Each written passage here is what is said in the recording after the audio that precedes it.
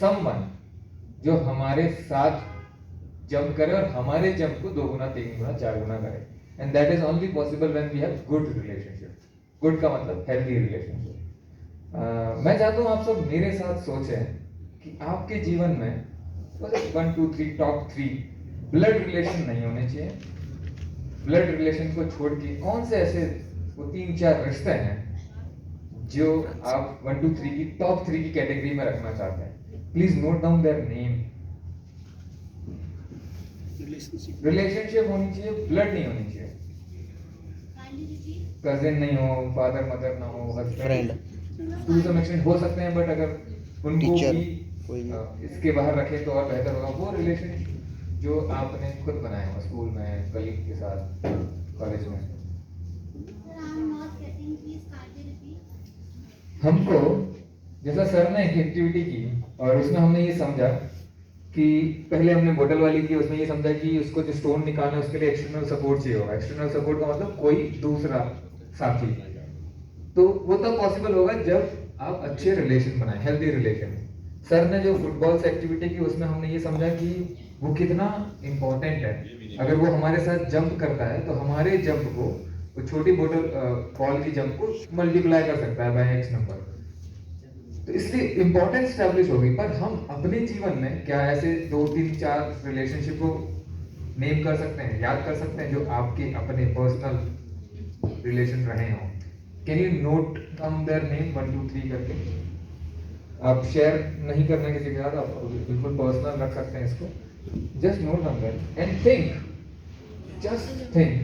जब मैंने 1 2 3 में कैटेगराइज करने को बोला, काफी सारे गुरुजी अध्यापकों ने कर दिया होगा। I am sure. Yes yes okay. On what basis?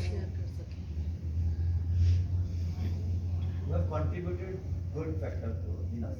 Good factor जिसने कंट्रीब्यूट किया है इन्होंने गुड वे हमारे डेवलपमेंट में, जिन्होंने ज्यादा से ज्यादा कंट्रीब्यूट किया उनको हमने 1 2 3 में रखा है। Thank you sir. एनी और एनी रैशनल की हमने 1 2 3 में कैसे रखा? Basis what? Who supported and understood our emotions. जिन्होंने हमारी भावनाओं को समझा उनको हमने टॉप पे रखा। Thank you sir. सर मैं यस। एक जो फर्स्ट है वो मैंने वो रखा जो मेरे वो पत्थर निकालने में हेल्प कर रही है अभी भी फ्रेंड मेरी। awesome। सेकंड वो रखा जिसने वो पत्थर जिसके साथ मिलके वो पत्थर भरे गए। Okay interesting. Thank you so much. This is something new for me to learn. लेकिन वो याद तो रहेगा। याद तो रहेगा। यस जी सर, मैं मैथमेटिकल टर्म में समझाऊं इसको जी। मैथमेटिक्स का एक क्वेश्चन है कि सिंपल इंटरेस्ट बड़ा है या कंपाउंड इंटरेस्ट बड़ा है, तो हम इस बात को स्वीकार करें या ना करें। तो उसका आंसर तीसरा आंसर था जो समझदार को हो या आम ह्यूमन बीइंग को हो, ना सिंपल इंटरेस्ट बड़ा है ना compound. Self interest is the biggest. Thank you. तो उसने एक क्वेश्चन पूछा जी, कभी एक बच्चे से पूछा कि यदि तेरे फादर को 2000 रुपये दिए जाए और 5% से ब्याज लिया जाए तो कितने पैसे देंगे? वह कहा भी चुप रहा बच्चा।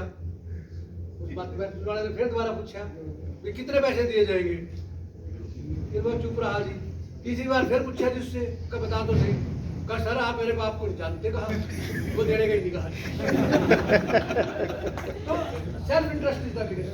Thank you sir. सर आपने शायद हाथ खड़ा किया था। ऑन व्हाट बेसिस आपने वो 1 2 3 में उनको रखा है? सर 1 पे तो मैंने अपने टीचर्स को रखा है जिन्होंने मेरे को मंच पे लेकर आए। मैं बिल्कुल भी नहीं बोलता था। मंच थोड़ी सी आपको बताना चाहूँगा कि कॉलेज में मैं जब पढ़ता था तो हमारे पंजाबी के प्रोफेसर गुरुदेव सर थे। उन्होंने क्लास में बोला कि जो बच्चा मंच पर नहीं आ सकता वो हाथ खड़ा करे। तो मैंने कांपते हुए हाथों से हाथ खड़ा कर दिया। तो उन्होंने झट से मेरे को उठाया और बोला कि कल अम्बाला कैंट में जो प्रोग्राम है वहाँ पे आपने एक पोएम बोलनी है। तो वो मेरे जीवन का टर्निंग पॉइंट था, मैं इसलिए उनको नंबर 1 पे रख रहा हूँ। उसके बाद मेरे को भी याद नहीं है कि मैंने कितने प्राइज जीत लिए हैं, कितने को जितवा दिया है। कल्चरल फेस्ट जो हमारा स्कूल एजुकेशन डिपार्टमेंट का हुआ था फर्स्ट टाइम 2018, उसमें मैं स्टेट विनर हूँ। लीगल लिटरेसी का जो फर्स्ट टाइम हुआ था उस वक्त उसमें भी स्टेट विनर हूँ। और एक्टिंग के साथ साथ डांस, अभी रंगोत्सव हुआ था उसमें भी एक्टिंग और डांस में फर्स्ट हूँ। अब ये सब नंबर 1 पे जब भी मैं आने की सोचता हूँ तो सिर्फ गुरुदेव सर को ही याद करता हूँ। अगर वो मैंने हाथ खड़ा ना किया होता, कल भी ये बात चल रही थी, गुरुदेव पर चल रही थी कि जो जितने भी गुरु हैं वो उनको भी सोना बना सकते हैं जो मिट्टी है। तो उन्होंने मेरे को, अगर वो नहीं होते तो शायद आज मैं नहीं बोल पाता यहाँ कुछ भी। तो जहाँ पर भी हैं उनका परिवार हमेशा उनका साथ दे। वो ऐसे शख्स हैं जिन्होंने मेरी जिंदगी बदल दी। अब मैं सेकंड नंबर पे जिसको दिया है, हमारे कॉलेज का एक लड़का था बहुत बदमाश, बहुत लड़ाई झगड़े करता था। तो एज ए टीचर मेरा भी फर्ज बनता था कि उसको भी मैं उस लाइन से बाहर निकालूं। उस वक्त एपिसोड हुआ था कसाब वाला। कसाब का रोल मैंने उससे करवाया कोरियोग्राफी में, डांस के माध्यम से। तो हम यूथ फेस्टिवल में फर्स्ट आए थे। तो आज जब भी वो कभी मेरे को मिलता है तो बोलता है कि सर मैं तो ऐसी लड़ाई झगड़े में जिंदगी काट देता, आपने मेरे को अलग दिशा दे दी। ऐसी एक लड़की थी, मैं उसको तीसरे नंबर पे रख रहा हूँ। उसके फादर भी नहीं थे, मदर भी नहीं थे, उसके पास एडमिशन के लिए पैसे भी नहीं थे। हम सब कॉलेज के प्रोफेसर थे जितने, सब ने मिलकर उसको आगे बढ़ाया और आज वो लेक्चरर है। तो ये सब चीजें हमारी जिंदगी में कैसे आती हैं, कैसे हमें याद रहती हैं, हम इनको बयान नहीं कर पाते। और खास तौर पर मैं उन सर की जो भी उन्होंने गेम्स के जरिए हमें बताया कि हम अगर किसी का साथ दें तो कहां से कहां वो पहुंच सकता है, तो मेरी आंखों से हल्का सा आंसू आ गया था। सर ने इतना इफेक्ट किया उसमें, क्योंकि मेरी पर्सनल लाइफ को टच किया सर ने। मेरी पर्सनल लाइफ को कैसे किया, मेरा बच्चा वहाँ प्राइवेट स्कूल में पढ़ता है, उसकी क्लास में एडजस्टमेंट लगी। एक टीचर आया उसकी क्लास के अंदर, उसने ऐसे ही पूछा बच्चों से कि बेटा आप सब में से कौन क्या कर सकता है। उसको जब पता लगा कि ये सम्राट सर का बेटा है तो उसने बोला कि बेटा मैं उनका स्टूडेंट रहा हूँ, आप क्या करते हो। तो मेरा बेटा रोने लग गया, कहता मेरे को डांस भी नहीं आता, मेरे को एक्टिंग नहीं आती, मेरे को कुछ नहीं आता। मैं उस बॉल की तरह अकेला ही उछलता गया और मेरा बेटा अलग से उछलता गया।